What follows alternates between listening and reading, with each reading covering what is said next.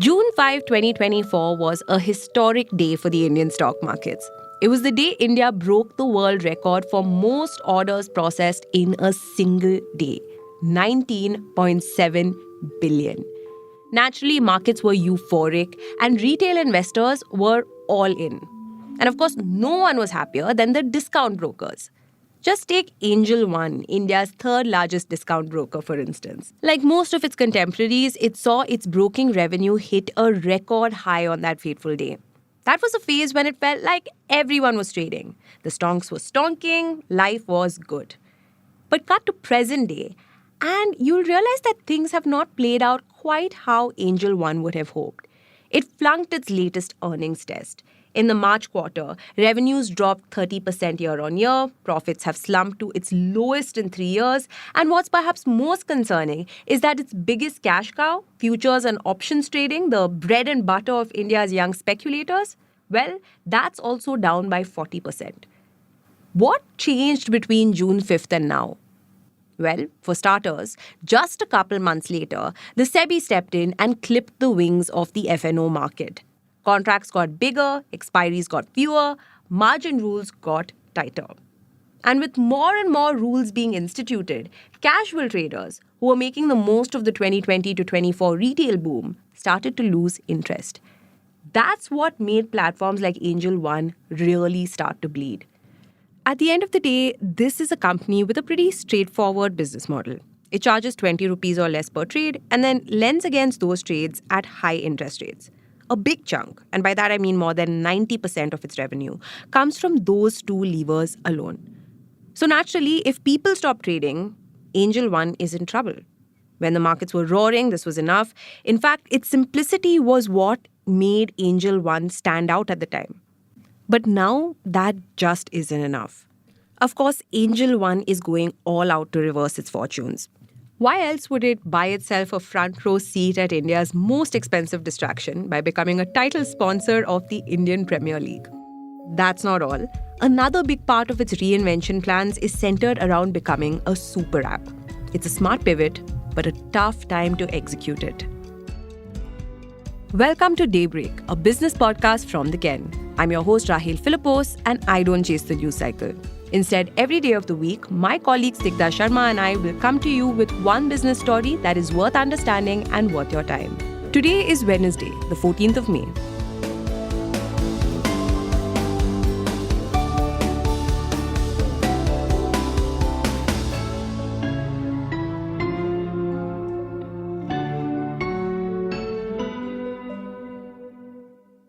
Hi, I'm Snigdha, the co-host of this podcast. And before we jump back in, I just wanted to share some exciting news with you.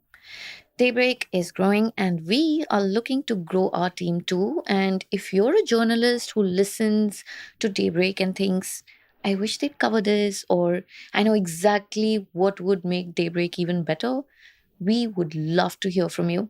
We're looking for somebody who's curious, who's driven, and passionate about business and tech news. If that sounds like you or somebody you know, please check out the details in the show notes. Applications are open now. And back to the episode.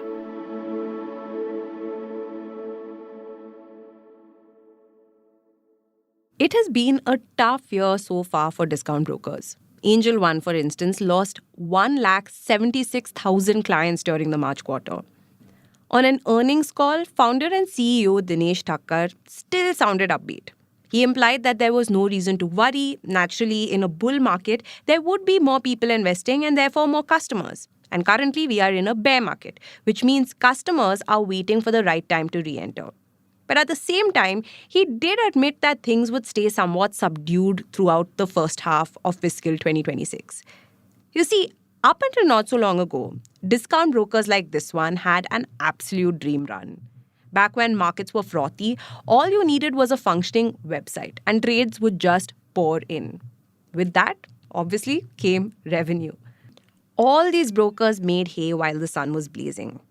Angel One, Zerodha and Grow entered the picture and were able to take on legacy brokers and bank-backed platforms at a scale that had never been seen before. But now, with trading volumes down and SEBI playing referee, the easy money era is over.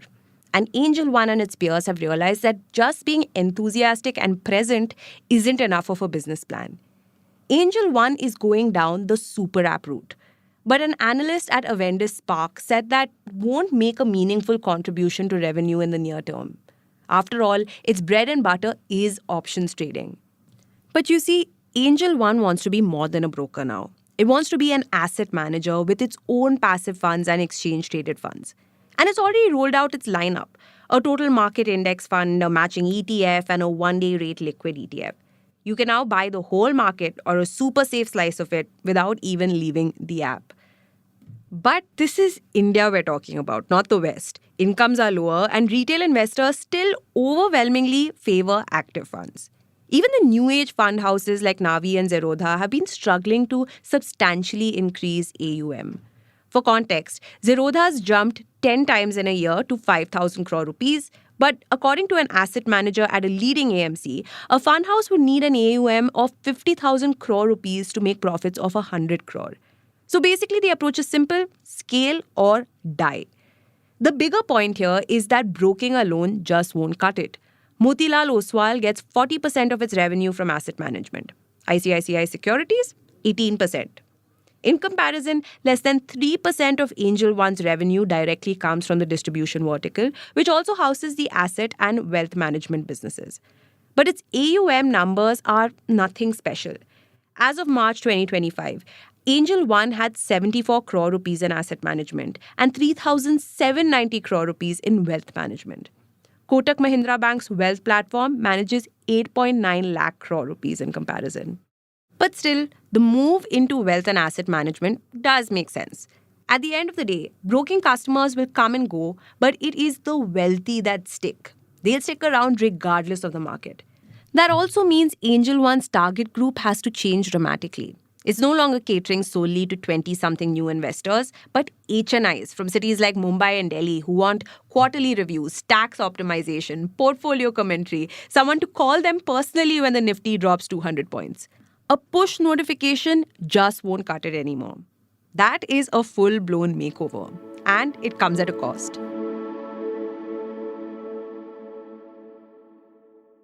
It's not like Angel One has forgotten its initial demographic. You know, those 20 and 30-something new investors that were trying options trading during their lunch breaks.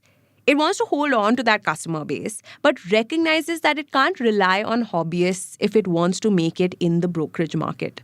It's not just the business that's undergone a makeover, even the company's CEO, Dinesh Thakkar, has.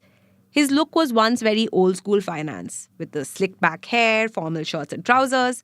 But now he dons a much more edgy look, complete with a stylish pair of glasses and the occasional bomber jacket. So while the company, of course, went from Angel Broking to Angel One, the app got a fresh interface, Thakkar got a rebrand to match. Call it founder market fit. But image can only go so far. What Angel One really needs is power traders, those high-frequency, high-ticket size kind who keep trading through cycles and don't vanish at the first sight of volatility. Power traders are loyal, noisy, and most importantly, profitable. Now, the silver lining in all of this is that Angel One has managed to hold on to its 15% share of NSE active clients as of Q4 FY25. Together with Zerodha and Grow, the trio controls around 65% of the market. That's the good news. But the bad news is, where do you go from here? Market share doesn't grow on trees, especially in a space that is this crowded. And the reason this matters is because Angel One wants to cross-sell. But the issue here is not every user is interested in playing that game. Which is why, to get there, Angel One has opened its wallet to IPL sponsorship. Its ad spend now accounts for 24% of revenue, dramatically higher than Grow's 14%, Dhan's 7%, and Zerodha's negligible 0.2%. The company wants visibility, it wants scale, it wants relevance. But the real challenge isn't those things. It's conversion. Turning impulse traders into patient capital. Turning excitement into engagement. And that is a whole other ballgame.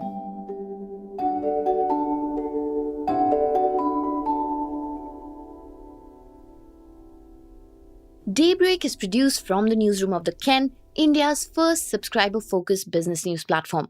What you're listening to is just a small sample of our subscriber-only offerings.